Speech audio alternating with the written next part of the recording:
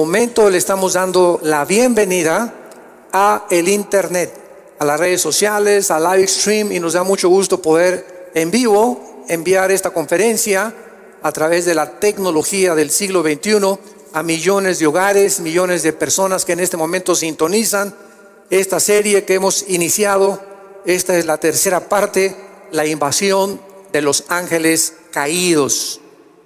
Hemos visto hasta este momento de qué forma la ciencia en los últimos 2 siglos, para hacer un breve resumen, podríamos decir siglo XIX y siglo XX, ha tratado de dar respuestas, por ejemplo, al origen del universo. Han fracasado completamente, porque la ciencia jamás podrá darnos la respuesta científica de cuándo comenzó el universo, porque para que sea científico tiene que ser repetitivo, tiene que ser demostrable, ¿verdad? En un laboratorio el científico observa los fenómenos y se tienen que demostrar en tubos de ensayo, etcétera, etcétera. Y el científico simplemente es guiado por las leyes que vamos a ver más adelante, que rigen el universo. Vamos a ver quién estableció esas leyes y esas fuerzas o poderes que existen. Entonces vino el siglo XX, y el siglo XX fue la explosión del conocimiento, donde pues brincamos después de casi más de 5.500 años del burro al motor de gasolina. 1903 los hermanos Wright hacen la primera tentativa de volar. 1905 el primer carro modelo Ford, diseñado por Henry Ford, que corría a 25 kilómetros por hora. 1929 se descubre la penicilina. En el 45 se bombardea el átomo, el uranio 235, produciendo la fisión nuclear. En el 69 alcanzamos la luna. Vienen los 70s con la transmisión espacial satelital, donde lo que pasa en China ya se puede ver en México, lo que pasa en la Antártida se puede ver en el Polo Norte, y así vemos que hubo una explosión de conocimiento tremenda en el siglo XX. Y llegamos a los 80s, 90s con la invención del famoso celular. Ahora ya no son celulares, ¿verdad? Me acuerdo el primero era como un tabique en los 80, no sé cuántos se acuerdan ustedes. El primer celular era así un aparatote grandote con una antenota, y tenías que traer la caja ahí en la cajuela de tu carro. Y bueno, fue una revolución que se hizo con el internet, la época cibernética. Y ahorita ya una computadora de hace un año es obsoleta con los avances tan impresionantes que está teniendo la tecnología. Pero a pesar de que hemos alcanzado en el siglo XX estos avances y estos descubrimientos científicos, lo más paradójico de esto es que en el siglo XX es donde aparecieron por primera vez en la historia el mayor número de ateos. Nunca en la historia había habido tal resurgimiento del ateísmo como en el siglo XX. Antes del siglo XX tenemos nosotros a Blaise Pascal, que era cristiano, tenemos a Maxwell, que era cristiano, tenemos a Isaac Newton, que era cristiano, Luis Pasteur, al mismo Alberto Einstein, que él dijo, ¿verdad?, que no se podía jugar a los dados con el universo. Y de repente, ¿verdad?, surgió el siglo XX que ensoberbeció al ser humano. Entonces la ciencia pues no ha podido definir, ¿verdad?, cómo puede realmente, qué respuestas dar al origen del universo, al origen del ser humano, y se han inventado teorías que venimos de chita, que venimos de los animales, de un proceso de selección natural, y que evolucionamos, como lo vamos a ver más adelante, de una sola célula, de una menjurje ahí que hubo de químicos, y ahí explotó todo y ahí surgió la vida. Pero antes de que Jesucristo regrese, que ya se escuchan los caballos del Apocalipsis en el cielo, la Biblia profetizó en Daniel 12, versículo 4, que el conocimiento aumentaría y que los entendidos iban a entender. ¿Qué cosa es lo que vamos a entender? Que mientras más cerca estemos de la culminación de la historia humana, más luz vamos a tener para entender los misterios que están escondidos al empirismo. ¿Qué es el empirismo? Es la filosofía que trata los ateos y que dicen: yo no creo lo que no veo, lo que no oigo, lo que no huelo o lo que no siento. El empirismo habla de una limitación del mundo que nos rodea invisible. Entonces los ateos basan toda su filosofía y sus creencias en el empirismo. Yo, si no lo oigo, si no lo tiento, si no lo veo, no lo creo. Entonces, esta limitación que tienen ellos les ha impedido entender que estamos rodeados de un mundo invisible, espiritual, con entidades reales que existieron antes que nosotros y que solo, desgraciadamente para ellos, porque no consideran la revelación bíblica, para ellos es obsoleto creer lo que la Biblia dice. Pero conforme nos vamos acercando más y más a la culminación de la historia, ahora los mismos ateos como Richard Dawkins, que fue uno de los principales ateos que han dirigido en los últimos años el ateísmo, han comenzado a convencerse de que realmente hay cosas en la Biblia que la ciencia no puede explicar y que cuando se descubren, la Biblia lo decía con siglos de anticipación. Y acaban poniendo en sus bitácoras, y la Biblia tenía razón. Entonces, esta serie que estamos nosotros analizando, la invasión de los ángeles caídos, es una serie en la que estamos tratando de demostrar que en el mundo en el que tú y yo vivimos existen construcciones, existen edificios que era imposible que los seres humanos los hubiéramos edificado. ¿De qué estoy hablando? Las pirámides de Egipto, las construcciones en Stonehenge en Inglaterra, las ruinas de Machu Picchu en el Perú, en Bolivia, en Jordania, Arabia Saudita, Etiopía, Marruecos. Hay megalíticos erigidos de hace más de 5,000 años. ¿Qué es un megalítico? ¿O cuáles son las piedras megalíticas? Mega en el griego es enorme o grandísimo. Estamos hablando de construcciones de piedras de más de 100 toneladas de peso, que hace 5,000 años era imposible, no tenía ni las grúas ni la capacidad de montar las piedras como las encontramos y lo hemos venido desarrollando y describiendo, y que era imposible que sin calculadora, sin computadora, sin calendarios pudieran los mayas, por ejemplo, haber podido realizar el calendario lunar y el calendario solar de 365 días, y sin que ellos hayan tenido absolutamente ningún conocimiento, ni hace 6,000 años que eran granjeros y que eran rancheros, pudieran haber tenido los instrumentos que están azorados los científicos del siglo XXI y que no entienden cómo pudieron estas construcciones llevarse a cabo. En la conferencia anterior estudiamos las pirámides, te las recomiendo. La conferencia anterior, las pirámides de Egipto, las de Machu Picchu, piedras de 150 a 200 toneladas, cortadas como mantequilla cuando ni sierras de punta existían. Las pirámides de Egipto unidas, las piedras, y no ensamblaron. ¿Cómo pudieron cortar piedras de granito? ¿Quién les reveló hace 6,000, 5,000, 6,000 años el sistema de impermeabilización que tienen las pirámides de Egipto? ¿Por qué están orientadas todas hacia el cielo y a los 4 puntos cardinales y a los símbolos del zodíaco? ¿Qué es lo que está pasando? Que al mismo tiempo que las pirámides de Stonehenge en Inglaterra y las de Perú, de Machu Picchu y las de México, ¿cómo es posible que se hayan puesto de acuerdo en hacer las mismas edificaciones, con las mismas piedras, con las casi similares construcciones, si no había WhatsApp? No tenían internet, no tenían manera de comunicarse. ¿Cómo es posible que hayan podido hacer lo mismo en diferentes partes del mundo? Esta coincidencia no es accidente.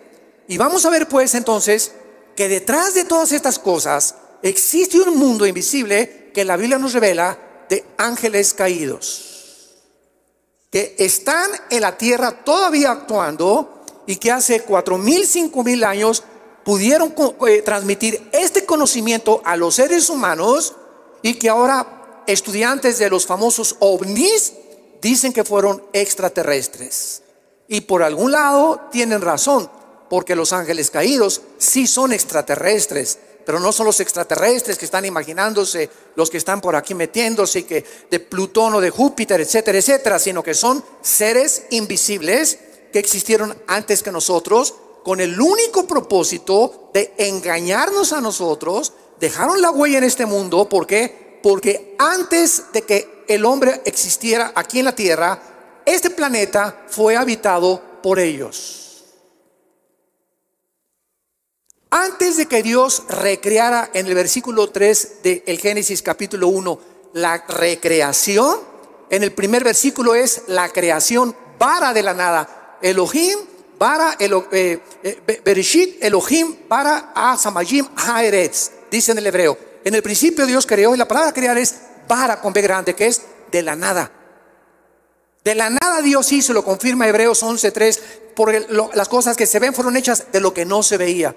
Ahí está la creación original de todo el universo. Pero en el versículo 2, algo sucedió, que la tierra fue cubierta por agua, se oscureció, estaba en un estado de desolación caótico, que tuvo que intervenir el Espíritu Santo. Y en el versículo 3, Dios hace aparecer de las tinieblas la luz. Hágase la luz, la energía. Pero ya existía el sol, ya existía la luna, no fueron creados en el tercer versículo, fueron ya puestos y fueron puestos en marcha, en acción. Entonces vemos que antes de nosotros había una creación angélica. Y esto lo comprueban todas las páginas del Nuevo Testamento.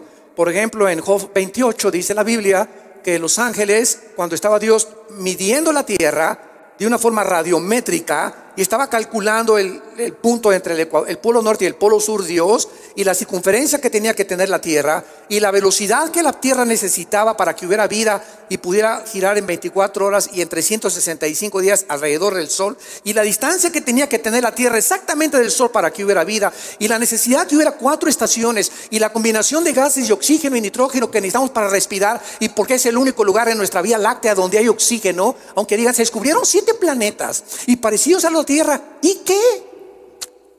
No hay oxígeno. Estamos esperando salirnos del planeta hermosísimo que Dios nos hizo, para con algún día la esperanza, pues es que ya no veas tanto la guerra de las galaxias.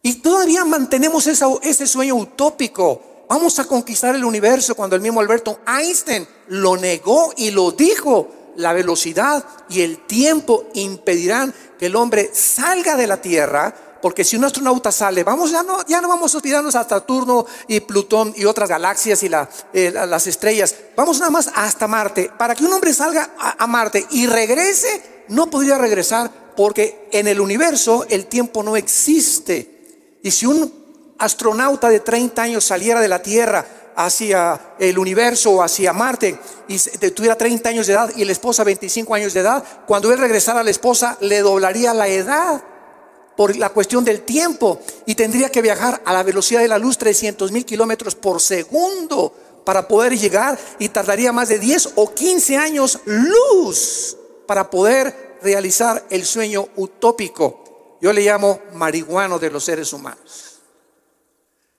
Vamos, antes de entrar a Génesis, ver rápidamente en Hechos capítulo 17 lo que el apóstol Pablo les reveló a los intelectuales filósofos de la época de oro de la filosofía griega. Y esto me encanta porque hace algún tiempo tuve la oportunidad de dar una conferencia. Bueno, he dado varias ya de ellas, a estudiantes de filosofía. Y una de las cosas más importantes, y una de las cosas donde tú dejas así a la gente, como decimos, sin palabra, es la pregunta que siempre les hago. ¿Ustedes creen, les digo a los estudiantes de filosofía del siglo XXI, ustedes creen que los filósofos del siglo XX, estamos hablando de Carlos Darwin, vamos a agregarle a Sigmund Freud también, Richard Dawkins, Jean-Paul Sartre, Bertrand Russell, Samuel Harris, todos estos filósofos Carlos Sagan, el astrónomo del siglo XX, ¿ustedes creen que los filósofos y los científicos ateos del siglo XX eran más filósofos y más inteligentes que Sócrates, Demóstenes, Platón, los del siglo de oro de la filosofía griega? Y se quedan todos. Les digo, ¿me podrían nombrar ustedes a un filósofo? Diga, como decimos en México, tráeme tu gallito Giro. ¿Quién es la persona, filosóficamente hablando, que más admiras y que más haya podido penetrar en el mundo del intelectualismo para compararlo con Platón, con Sócrates o con Demóstenes? Y se quedan, ¿verdad? No hay ningún pensador del siglo XX ni XXI que se pueda comparar con los filósofos del siglo de oro. Y entonces la otra pregunta es la siguiente: si no hay entonces una comparación, la filosofía no ha evolucionado. La filosofía continúa en la búsqueda de la verdad. sin poder llegar a ninguna conclusión. Pero lo más trágico de esto, que en la desesperación de la filosofía llegan a la conclusión que se llegó en el siglo XX, es que todo es relativo. Dios mío santo, hemos llegado a concluir por lo menos que no existe las verdades absolutas. Todo es relativo. Mira, lo que es verdad para ti, para mí no es verdad. Si para ti ser homosexual es bueno, para mí es malo, entonces respétame porque esa es mi forma de vida. No hay nadie que nos diga que tú eres mejor que yo o que tú eres mejor que yo. Si los nazis en la Segunda Guerra Mundial asesinaron a más de 8 millones de judíos, es porque ellos obedecían la política nacional socialista hitleriana. Y entonces no somos menos malos que los hindúes, ni menos malos que los ISIS, ni menos malos que... Cada quien tiene su manera de ver el mal y el bien, y lo que es bueno para unos es malo para los otros. Imagínense que a esta conclusión el hombre ha llegado en el siglo XXI. Increíble. O sea, nunca el ser humano se había atarantado tanto, ni confundido tanto como se encuentra en el siglo XXI. Y como consecuencia, porque las ideas siempre tienen consecuencias. Las ideas no crean, no, las ideas tienen consecuencias. Y como las ideas tienen consecuencias, nos encontramos al borde de una tercera guerra mundial. Nunca en la historia se había almacenado el poderío nuclear con el cual se está volviendo a rearmar el mundo como en los últimos 10 o 15 años. Más ahorita en esta administración norteamericana con el nuevo presidente. Nunca habían vuelto otra vez a desempacar los tratados de prohibición que hicieron nucleares hace algunos años, y ahora ya no respeta a nadie, nada, ni hay un policía en el mundo que le diga a Norcorea: ya no mandes misiles de pruebas al mar de Japón, ni tampoco no hay nadie que le diga a Putin: ya no avances por favor a Lituania y Estonia, ahí cálmate, ahí no vais a atacar Europa. Ya no hay nadie que pueda frenar a nadie. Nos encontramos en un mundo agresivo y violento, donde estamos a punto, es como una olla hirviendo que está a punto de explotar. Y el conocimiento y la ciencia y los descubrimientos arqueológicos y científicos, ¿de qué nos sirvieron? Jesús, María y José y el burrito que los acompaña, ¿de qué nos sirvió toda esta cosa que nos ensoberbeció? No, la ciencia, y vamos a alcanzar el mundo y vamos a resolver los problemas de la humanidad que van más allá de nuestra capacidad. Y hemos hecho el ridículo como seres humanos, como filósofos e intelectuales, por la soberbia del corazón humano. Mundo ensoberbecido, mundo que le dicen: no te queremos, Dios, somos lo suficiente, somos mejores que tú. Es más, ¿sabes una cosa? Te voy a comenzar a cuestionar. Bájate de donde estás, Diosito, y siéntate aquí. A ver, tú siéntate y yo te voy a juzgar ahora. ¿Por qué permitiste esto? ¿Y por qué permitiste el mal? Ah, sí, dice Dios, ahora tú me vas a juzgar. ¿Eres más sabio que yo? ¿Crees que porque lo que no entiendes te da el lugar para poder concluir de que yo no existo, simplemente porque no entiendes mi creación?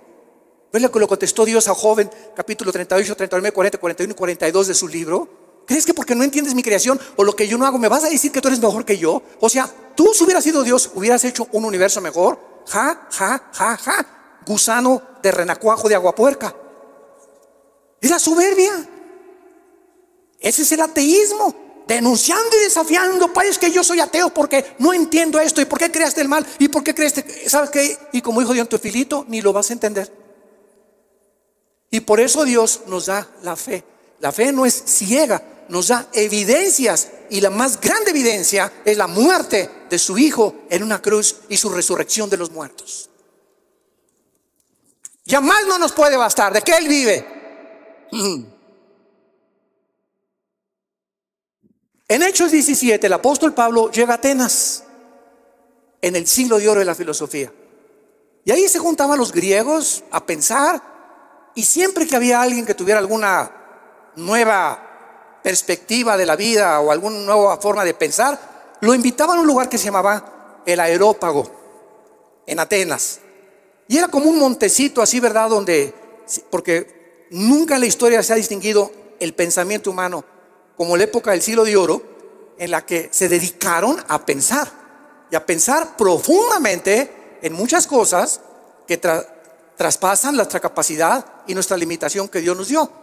Y dice el versículo 17, versículo 22, Pablo, porque pasó por Atenas Pablo, puesto en medio del areópago, les dijo: varones atenienses, en todo servo que son, ¿qué? Lo primero que Pablo distingue y observa era la increíble religiosidad de estos grandes pensadores que no eran ateos. Y lo más interesante de la palabra que se usa en el griego aquí, religiosidad, que es desdidai, monasterios, es miedo a los demonios. La palabra religiosidad significa temor a los demonios en el griego. En todo observo que ellos no lo entendieron, que tienen ustedes espíritus que los han llevado a qué cosa, a tratar. Vamos a seguir leyendo, y dice Pablo: porque pasando y mirando vuestros santuarios, hallé un altar en el cual estaba esta inscripción: al Dios no conocido, al que ustedes adoran, pues sin conocerle, es a quien yo les anuncio. Pablo entra al areópago y ve que por todos lados había altares de los griegos. ¿Saben ustedes lo que es un altar? Ahorita actualmente, desgraciadamente, se está volviendo otra vez en muchas iglesias la costumbre de pasen al altar, y cree que el altar es venir a hincarse aquí. ¿Sabes una cosa? La palabra altar significa, apúntalo, el lugar del sacrificio. Y bajo el Nuevo Testamento ya no hay altares más que el que traes tú y yo en el corazón. Ahora, el sacrificio ya fue hecho por Cristo en la cruz, y si lo queremos adorar, lo adoramos en altar de nuestro corazón. Ya no hay ningún altar donde podemos decir a la persona: pasen al altar. ¿Por qué? Porque el altar ahora está dentro de nosotros. Así como Dios no habita en templos hechos por manos, ni le llamemos jamás vamos al templo. ¿Cuál templo? El templo está dentro de ti. Eso es un edificio nada más, y puede ser un cine, puede ser un club deportivo, puede ser este lugar donde nos reunamos. La iglesia somos nosotros, no los edificios, como lo vamos a ver en el mensaje de Pablo bajo el Nuevo Testamento. Entonces los griegos habían levantado un altar, por lo menos eran honestos, al Dios desconocido. O sea, los griegos decían: pienso, luego existo, luego vivo.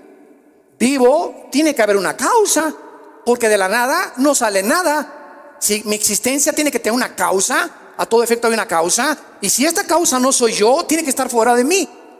Y los griegos no tenían la revelación de Jesucristo. Para eso Dios mandó a los apóstoles a todo el mundo antiguo, el Asia Menor y Europa, a dar este mensaje de que ese Dios que la gente adora en las religiones, los hindúes, los musulmanes, somos incorregiblemente religiosos a través de la historia, y adoramos lo que no sabemos. Y si no tenemos un Dios, levantamos una piedra y le hacemos una forma humana, o agarramos madera y comenzamos a cortar madera y hacemos un ídolo de la madera o del yeso, del cemento, y después de aquello que hicimos con nuestras manos nos hincamos a adorar obra de nuestra propia creación. Imagínense nada más. Y ahí están, ¿verdad? Santos que levantamos, y estatuas y ídolos que levantamos. ¿Quién los hizo? Los hicimos nosotros. Monumentos e ídolos que tienen ojos y no ven, tienen oídos y no oyen, no caminan, no hay espíritu dentro de ellos. Y ante ellos nos hincamos a adorarlos. ¿Por qué? Porque ignoramos quién es el verdadero Dios y Padre, creador del universo, Padre de Jesucristo, que se reveló en las sagradas escrituras que se llaman la Biblia, que tienes tú y que tengo yo. Gloria a Dios, bendito sea el nombre del Hijo de Dios, que nos ha revelado su voluntad. Y el mundo sigue igual, adoran lo que no saben. Ay, hermano, ¿qué pasó, doña Chole? Pues yo no soy ateo, yo creo en Dios. ¿De veras, doña Chole? ¿En cuál Dios? ¿Cómo que en cuál Dios? ¿En cuál? Los hindúes tienen 6 millones de dioses. El hecho que tú me digas creo en Dios no dice nada. ¿En cuál? Puede ser el Dios que tú te fabricaste, al que tú sigues tus reglas. No, mi Dios me perdona, y con mi Dios yo puedo fornicar y me puedo emborrachar, y si voy el domingo y cumplo, durante semana me persino o doy mi dinero y ese Dios me perdona. Ese es el Dios que tú te fabricaste. Es el Dios que tú has inventado a tu propia conveniencia, porque no te quieres someter al Dios vivo y verdadero. Esa es la gran contradicción que existe cuando una persona dice creo en Dios. Yo le contesto, el diablo no es ateo. ¿Sabían ustedes eso, verdad? El diablo cree en Dios, pero no lo obedece. Entonces no basta decir creo en Dios. Pablo continúa diciendo, es a quien yo les anuncio. Y vean el versículo 24, que es el punto que queremos aclarar del universo. Y dice así, Pablo, el Dios que hizo el mundo y todas las cosas que en él hay, siendo Señor del cielo y de la tierra, no habita en templos hechos por manos humanas, por el amor de Dios. Ni es honrado por manos de hombres como si necesitase de algo. Ay, Diosito, te traigo este pancito de muerto, te traigo esta veladora, te traigo esto, te traigo aquello. Él no necesita eso de nosotros. Pero ¿por qué lo hacíamos muchos de nosotros? Porque no lo conocíamos. Porque no teníamos el conocimiento de la Biblia. Y millones de personas alrededor del mundo, tus familiares, primos, amigos en la escuela, políticos, deportistas, artistas, siguen haciendo lo mismo porque no hay quien les diga la verdad. Y para eso Dios nos ha enviado un mundo necesitado. El mundo nos necesita, somos la luz del mundo. Y es el mensaje que tenemos que entregar. Él no habita en templos de manos humanas. No hay nada que le podamos traer a Dios y te ofrezco a mi perrito, te ofrezco a mi hijo. No, Él nos ofreció a su hijo por el amor de Dios en una cruz. ¿Quién podría superar el sacrificio de Jesús en la cruz? Nadie.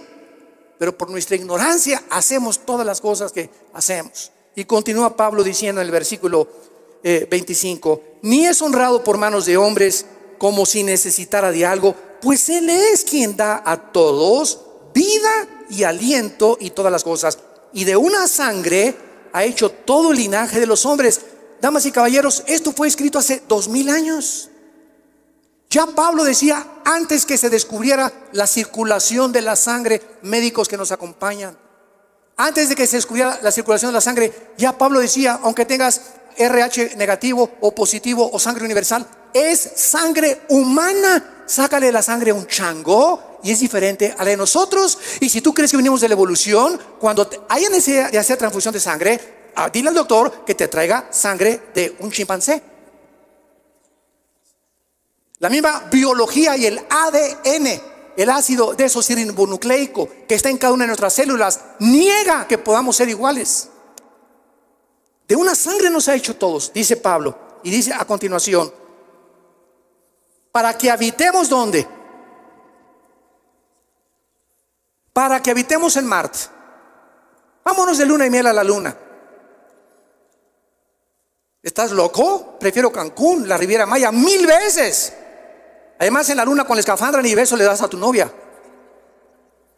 Para que Él hizo todo lo que hizo en este planeta, porque aquí nos colocó. Este es el jardín del Edén que Él puso originalmente, y todo lo demás que nos rodea es árido, sin oxígeno, sin las condiciones que el único planeta que tiene es el planeta Tierra, bellísimo, con cascadas, con mares, con aire, con oxígeno, con ríos, con vegetación, con pájaros incomparables de miles de colores, con escenas increíbles, con bosques, con jardines, y toda esta casa que Dios nos hizo para habitarla porque nos ama, la convertimos en un basurero. Hemos echado a perder el agua, el aire, la comida, los alimentos, el mar, millones de litros de petróleo derramados. Y cuando llegamos al siglo XXI, ya no hay aire casi en ningún lugar del mundo que sea puro para respirar. Y después, Dios las guerras, y Dios esto, espérame tantito. Nosotros somos los responsables de lo que hemos hecho con el mundo. Los temblores, las pruebas atómicas que se han hecho, los terremotos, eso es obra de nosotros. Hemos sacudido el mundo, hemos infectado el mundo por el pecado, por la rebelión que tenemos con las leyes morales de Dios. Dios hizo el mundo para que habitáramos en él. Y dice el versículo 26 al final, y nos ha prefijado el orden de los tiempos y los límites de nuestra habitación.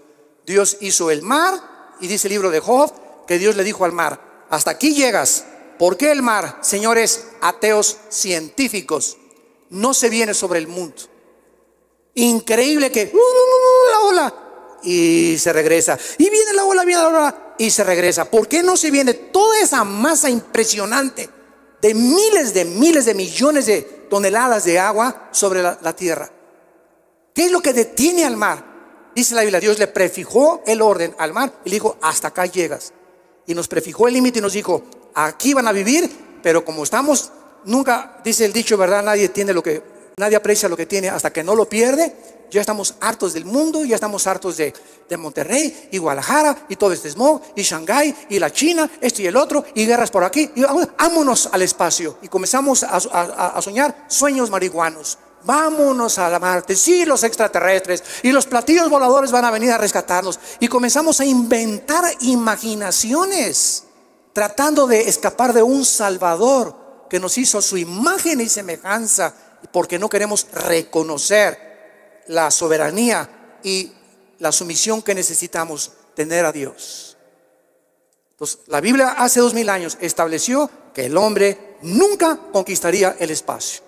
Llegamos a la luna, hicimos pininos y mandamos nave por aquí, por allá, esto y el otro, y regresan y se desaparecen. Y además, para terminar este tema, el día que el hombre llegara a Marte, suponiendo que llegáramos, o que llegáramos a Mercurio, que llegáramos a Venus, los más cercanos, ¿saben ustedes cuál sería el propósito y la razón por la cual los países quieren llegar a estos planetas?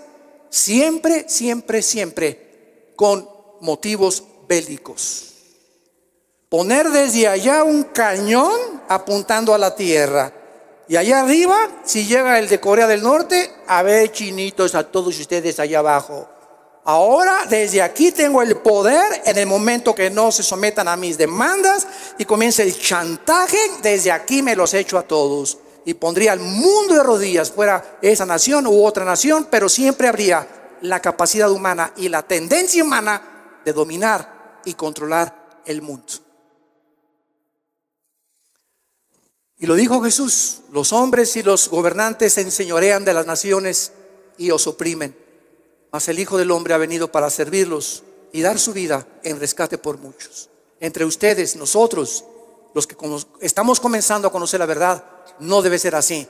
Entre ustedes, el más grande es el que le lava los pies a los demás.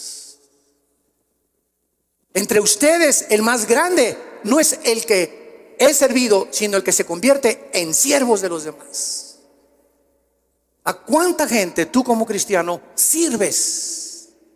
¿A cuántos orfanatorios vas una vez al mes? ¿A cuántos asilos abrazar a los viejitos? ¿Cuánta gente pasando? Ahorita veníamos aquí a la iglesia y cuántos niños pobres, niñas de 6, 7 años así, chamuqueo, con paletitas, me compraron una, quítate chamaca. ¿Y cuánto es una limona? 5 o 10 pesos. ¿Qué son 5 o 10 pesos ahorita para una muchacha así? Ni siquiera puedo comprar un refresco, un medio litro de leche. Pero ya tenemos un corazón tan cerrado que ya no nos interesa nada más que nosotros y nuestros propios intereses. Y ese es el peligro del cristianismo, que nos convertamos en robots, donde perdamos ya los sentimientos y el corazón de Jesús por las almas y comencemos a ir para nosotros nada más. Ayúdanos, Señor. Oh, Dios, ten misericordia. Ten misericordia, Señor, de nosotros. Necesitamos despertar a la realidad de la vida cristiana. Muy bien. ¿Alguien trae un Kleenex por ahí que me podría regalar? Regresamos a Génesis 6. Gracias. Y en Génesis 6 vemos un pasaje que va a ser el tema, la plataforma teológica y bíblica de toda esta serie de invasión de los ángeles caídos, porque en Génesis 6 vemos el primer intento satánico de pervertir la genética humana. Cuando en Génesis 3:15 se hizo la primer promesa de la venida del Mesías, y Dios dice, hablando, tu semilla, le dice a Satanás. Y la palabra semilla en Génesis 3:15 es la palabra hebrea Sera, con Z para que lo apuntes, que significa esperma. Esperma. Tuvieron que pasar casi 6,000 años o 5,500 años hasta que se comenzara a descubrir el ADN. Y después el doctor Watson y el doctor Crick en 1954 descubrieron la hélice del ADN para descubrir que en cada una de nuestras células tenemos una información codificada que contiene toda la información de nosotros. Pasaron casi 5,500, 4,500, 5,000 años para que se entendiera este versículo. Satanás, tu esperma, tu semilla va a hacer tropezar al Mesías. Pero el esperma del Mesías, la semilla del Mesías, te herirá en la cabeza y acabará contigo. Y lo interesante en Génesis 3:15 es que esta promesa, hablando genéticamente, descubrimos en el mundo de la ciencia y de la medicina que la mujer no es la que trae el esperma, ¿correcto? El esperma lo trae el hombre. La semilla la trae el hombre. La mujer recibe en su óvulo el esperma del varón. Viene la unión de los 23 cromosomas con los 23 cromosomas de la mujer, del esperma del hombre y la mujer. Se unen para formar un cigote en la fertilización y viene la vida humana. Dios sopla, ¿verdad?, el espíritu dentro del ser humano. Pero esto es impresionante porque ¿cómo podía profetizarse que sería una mujer la que tendría la semilla? Pasaron los siglos y Dios le revela a Isaías capítulo 7 que cuando el Mesías apareciera, pasaron tantos siglos para que se comenzara a entender que la madre del Mesías no iba a ser una mujer normal. Más bien el nacimiento del Mesías no iba a ser como tú y como yo. El Mesías que viniera al mundo iba a nacer de una mujer virgen. ¿Por qué? Porque la sangre humana se encontraba contaminada por lo que la Biblia llama el pecado. Marx le llamó la lucha de clases, Shakespeare el defecto trágico, Carlos Darwin la evolución o el problema de las especies, Sigmund Freud el medio ambiente o la sexualidad. Todos han tratado de buscar cuál es el problema humano, pero la Biblia nos muestra que es el pecado. Nacimos infectados por una maldad impresionante en el corazón, y por eso los niños desde chiquitos los ves ya manifestando que no les enseñas nunca a portarse mal. Les enseñamos a los niños ¿a qué? A portarse bien, porque el mal lo traen desde el nacimiento. ¿O no es cierto? A ningún niño le enseñas a portarse mal. Mira, escupe tu espagueti, escúpele los complexos ahorita a tu abuela cuando venga a sentarse aquí, le haces ahí y le haces así. ¿Verdad que nadie le enseña eso a sus niños? Ni el peor de los hombres, solito, ¿verdad? Y a los 2 años son los peores dictadores de una casa. Y tienen una voluntad que demandan que se les obedezca. Y si no, como reguiletes, hasta que se les dé el capricho. Y entramos los padres a tratar de comenzar a despegar esa tendencia con la cual nacen nuestros hijos y todos nosotros también, para que entendamos que no podemos vivir en rebelión toda nuestra vida contra la autoridad.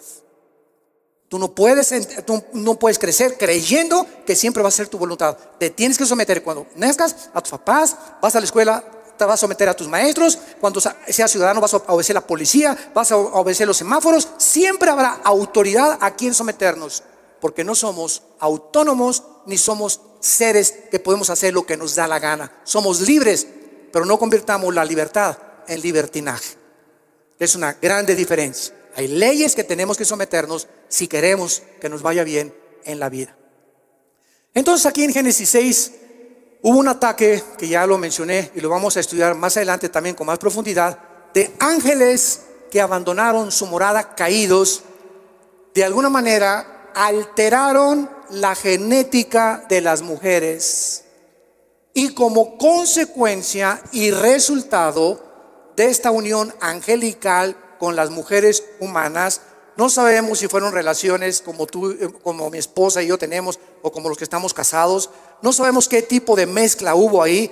Lo único que sabemos ahora en el siglo XXI es que Satanás tiene el poder de entrar al cuerpo humano y alterar los nervios ópticos, alterar mis oídos. Se pueden meter 6,000 demonios al cuerpo de un ser humano, a sus músculos, y darle fuerzas como las de Sansón.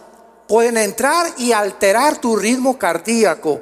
pueden entrar a tu estómago y descomponer tus intestinos, pueden entrar a las neuronas, a los billones de neuronas del cerebro y desconectar ciertos alambres para producir en un ser humano desórdenes mentales, psicopatías, esquizofrenias, neurosis, ataques de pánico. Tienen esa capacidad que no había sido estudiada por muchos siglos. Y si tienen esas capacidades, no tendrán también acceso al sexo, a alterar las relaciones sexuales y producir mientras una mujer tiene algo en su matriz, ¿verdad? Y en desarrollo, no podían alterar y convertir monstruos para nacer. Claro que sí, la Biblia nos los dijo hace miles de años. Como resultado, entre esta unión ángeles-mujeres, nacieron los Nefilim. Versículo 4. Había gigantes en la tierra en aquellos días. Esa palabra gigantes es Nefilim. En la otra conferencia que ahorita sigue, voy a hablar extensamente sobre ellos. Y estos gigantes medían 4 o 5 metros de estatura. Y tenían 12 dedos en las manos y 12 dedos en los pies. De acuerdo a 2 Samuel 21, Deuteronomio 2, Deuteronomio 3. Lo vamos a ver, Números capítulo 13. Eran monstruos que no pudieron haber venido del resultado de una unión natural entre un hombre y una mujer. Porque la otra teoría que existe, que eran descendientes de Set y que hijos de Caín, y por más que tú busques que un hombre es muy malo o una mujer mala, no produce durante tanto tiempo, durante 1000 años, de acuerdo a la Biblia, 1000 años los gigantes poblaron el planeta Tierra.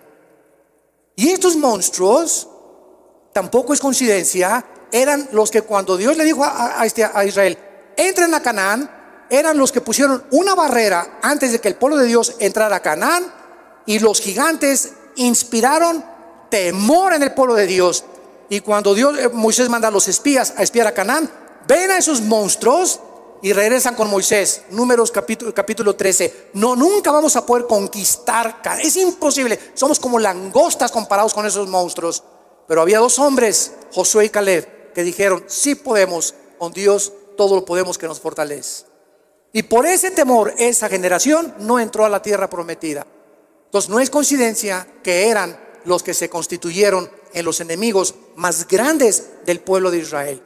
Y cuando Dios manda exterminar a los refaítas, a los onsomitas, a los amorreos, a todas esas tribus cananitas, y dicen las gentes que no entienden, ¿cómo puede Dios haber exterminado en el antiguo? Un día que tuve un alegato con un ateo me sacó este argumento, ¿cómo puede Dios eso es un genocidio? A ver, ¿cómo puede mandar a exterminar todas esas cosas? Y le digo, si tú no entiendes detrás de una acción de Dios la sabiduría que se encuentra en el Altísimo, pues vas a seguir igual diciendo, porque no lo entiendes, cómo Dios mandó matar mujeres y niños. ¿Y cuál es la respuesta? Que Canaán había sido contaminada genéticamente.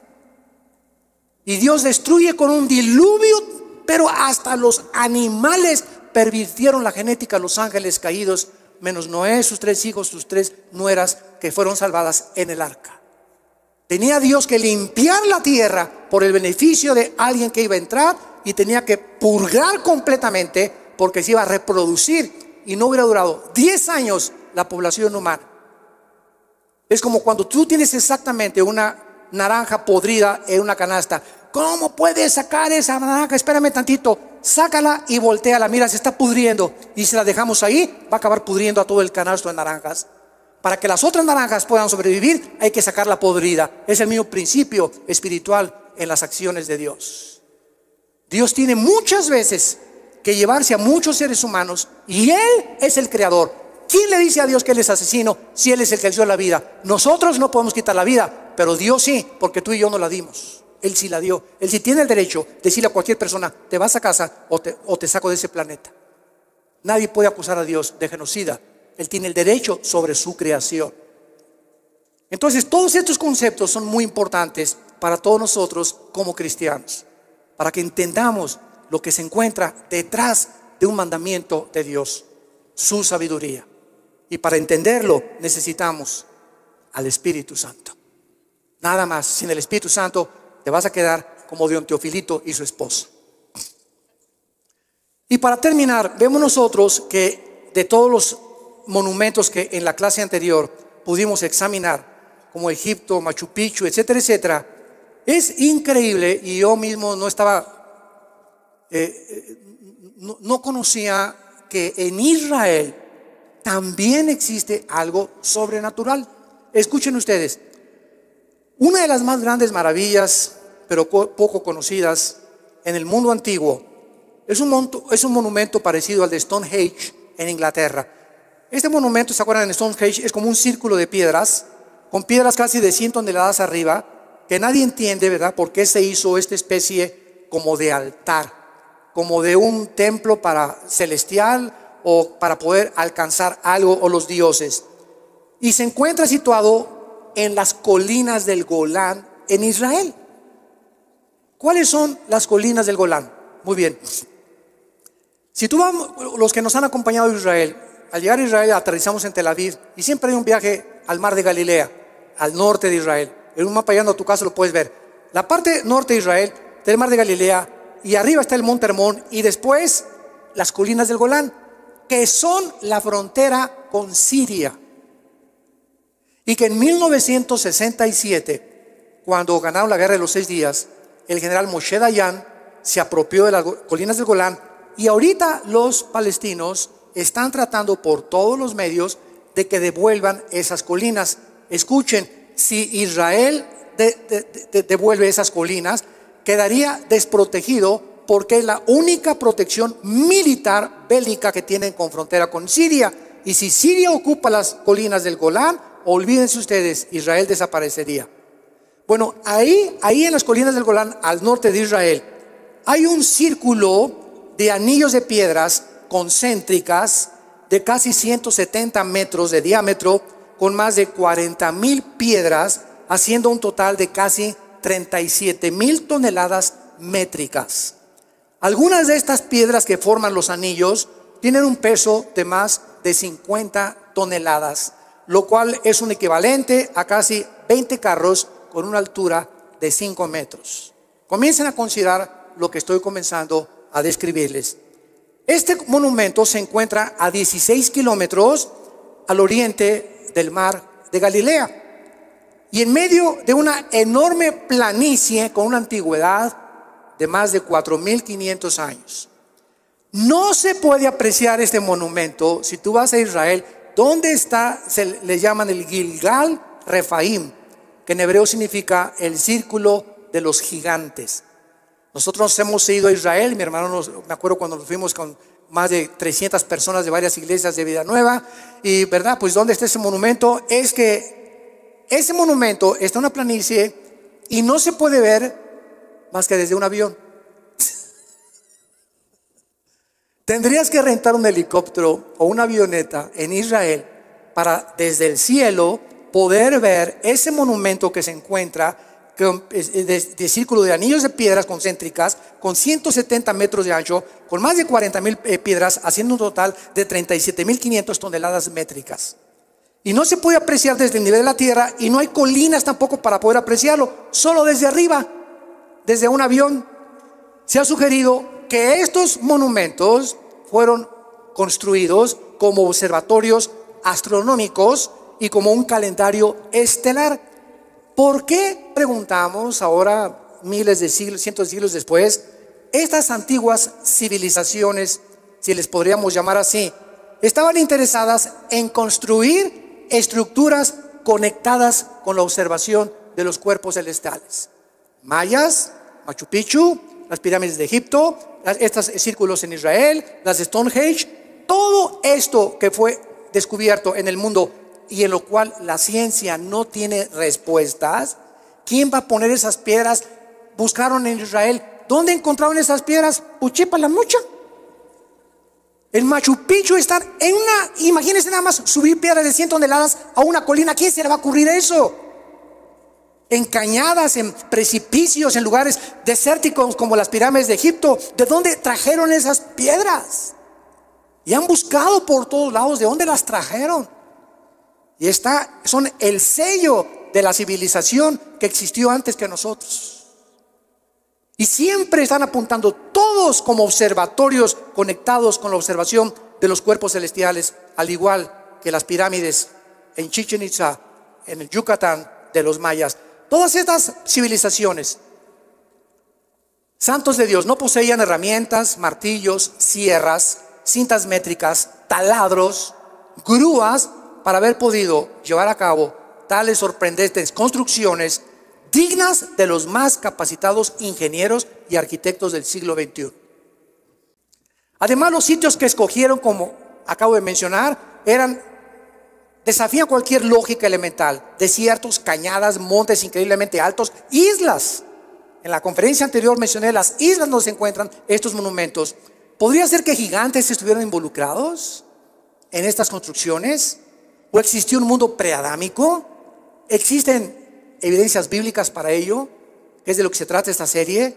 ¿Por qué diversas culturas, que ahí está la muestra, poblaron este planeta en lugares diferentes geográficos y donde no había comunicación entre unas y otras, se pusieron de acuerdo para construir monumentos megalíticos? Si todas estas construcciones, pregunta, fueron edificadas por humanos, ¿qué estaban pensando al construirlas? ¿Cómo se pusieron de acuerdo viviendo con tantos miles de kilómetros de distancia, de distancia y de separación? ¿O acaso recibieron estos conocimientos de extraterrestres? ¿Será realmente todas las series que están saliendo de televisión que están reconociendo por los arqueólogos? Y claro que ahora ya se conectaron con los extraterrestres. Y hay series de televisión, ¿verdad? Pero impresionantes en todas las History Channel y Disney Channel y todas esas cosas de Channel, están mandando arqueólogos y mandando arquitectos, y todos están coincidiendo, es que fuimos visitados, dibujos de gigantes en las piedras y todo, y pues sí, pues que chepa la bola. Fuimos visitados por los extraterrestres. Y además, ¿por qué esta insistencia en forma de pirámides, la mayoría, o de círculos y monumentos gigantescos? Algunos expertos quieren argumentar, no, pues esto fue en la época de piedra, en la época neolítica. Sin embargo, es lógico que si fue en esa época de piedra, solo había granjeros, por el amor de Dios, agricultores que estaban apenas aprendiendo a cosechar, a sembrar, a usar con trabajos el rastrillo, alimentar sus ganados y fabricarse ollas para cocinar. ¿Quién podría imaginarse hace 4.500, 5.000 años que la civilización del mundo, sin la tecnología del siglo XXI, pudieran haber hecho construcciones que superan las construcciones del siglo XXI? Por el amor de Dios.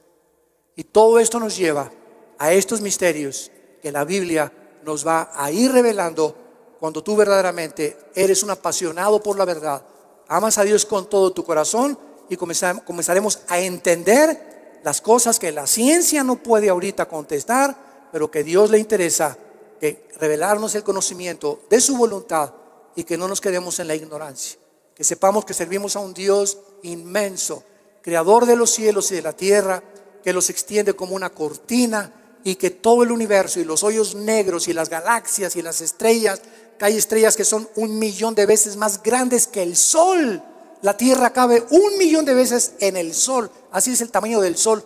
La tierra cabría 1.000.000 de tierras dentro del sol. Para que tengas idea el tamaño del sol, del astro que puso Dios solamente para beneficiarnos a nosotros, pequeñas pulgas de sartén, que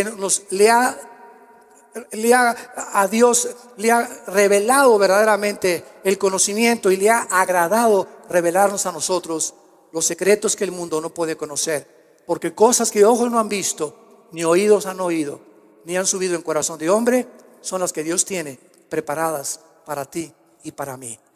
Padre, te damos gracias por tu palabra en esta mañana. Bendito sea el Dios y Padre de Jesucristo nuestro Señor, que nos hizo renacer para una esperanza viva por medio de su resurrección de entre los muertos. Te alabamos, Jesús, y te bendecimos por tanto conocimiento escondido que has comenzado a desenterrar, porque mientras más cerca estamos de tu venida, más luz tendrán los entendidos y los que aman hacer tu voluntad y servirte con el corazón.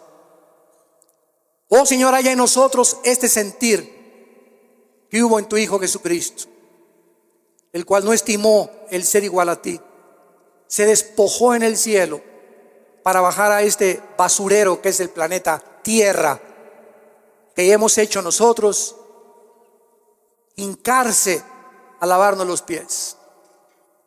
El creador del universo y sustentador de todas las cosas baja del cielo a lavarnos los pies para revelarnos el secreto de la grandeza, el secreto de la felicidad, que es vivir para servir a los demás. Nadie podrá ser feliz en esta vida centrado en su propia persona, en sus propios intereses. Esa es la persona más miserable que pueda haber. Las personas más felices son las que están buscando continuamente a quién servir, a quién ayudar, a quién bendecir, por quién orar, a quién visitar. Oh Dios, que nunca se nos olvide que el amor se puede enfriar por tanta maldad que nos rodea, y que nos mantengamos firmes y como guerreros hasta el final de nuestros días. Esta llama que arde en nuestro corazón de pasión por las almas, para alcanzar a un mundo perdido que ha desechado el conocimiento de Dios. En el nombre de Jesús, amén. Gracias a Dios por su palabra. Les pido a todos que nos pongamos de pie. Los que quieran recibir esta bendición la pueden hacer, y si quieres extender tu mano hacia acá, lo puedes hacer. Si no, no hay ningún problema. Dios en esta mañana ha abierto tu corazón para oír su voz a través de la Biblia. Entrégale esta mañana tu vida a Jesucristo. Arrepiéntete de tus pecados y pídele que entre a tu vida como tu Señor y Salvador. Dios bendiga a tus padres y Dios bendiga a tus hijos. Dios bendiga a tus nietos y toda tu generación. Dios bendiga tu trabajo. Dios bendiga tu entrada y tu salida. Dios bendiga a tus animales domésticos. Dios te llene de un conocimiento de sabiduría espiritual, para que siempre apruebes lo mejor, para que andes como es digno de caminar con Él, llevando fruto en todo lo que hagas, fortalecido interiormente con su espíritu, lleno de paz y de gozo en el creer, para que abundes en esperanza por el poder del Espíritu Santo. Les bendecimos, y que Dios ponga sobre tu vida esta paz que sobrepasa todo entendimiento, y que guarde tu corazón y tus pensamientos en Cristo Jesús. Amén. Que tengan mucha paz.